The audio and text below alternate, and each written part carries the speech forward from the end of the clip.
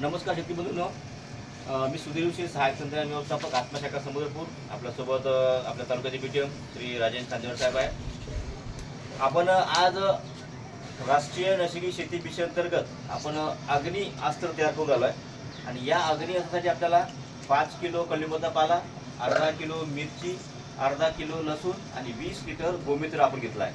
सर्वप्रथम आपण या 5 किलो जो कलिंगडचा पाला आहे हा आपण अगोदर बारीक करून घेतला या मिक्सरच्या साहाय्याने. हे बघा,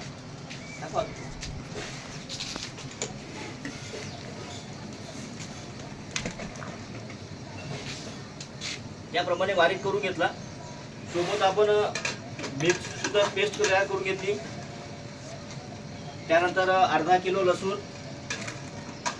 आणि आता आपला जो 20 लिटर गोमूत्र आहे त्याचे सर्व मिश्रण जे आहे एका भांड्यामध्ये एकत्र करून याला आपल्याला गरम किंवा उकळायचं आहे. हे 3 ते 4 उकळ्या आल्या, थंड झाल्यानंतर मग ते आपल्या फ्लोअरसाठी वापरायचं. भांडं घेतलं आहे, त्या भांड्यामध्ये 20 लिटर गोमूत्र आपण टाकून आलो आहे. अग्नी अस्त्र तयार करण्यासाठी 20 लिटर गोमूत्र. त्यानंतर आपल्याला ह्या 5 किलो कडलिंबाचा पाला, अर्धा किलो मिरचीसाठीचा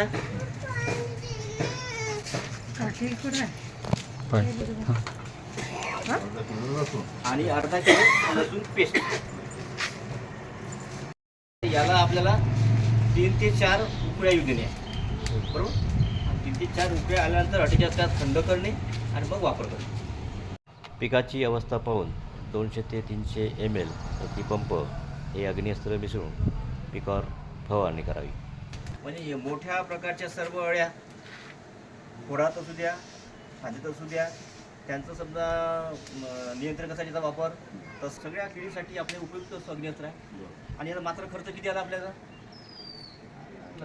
मिरची पण आपल्याकडे आहे, लसूण पण आपल्याकडे आहे, त्याच्यानंतर कडलिंबाचा पाला आपल्याकडचा आहे, गोमूत्र आपल्याकडे. म्हणजे सर्व आपल्याजवळ उपलब्ध असलेल्या संसाधनापासून तयार केलेले हे कीटकनाशक आहे.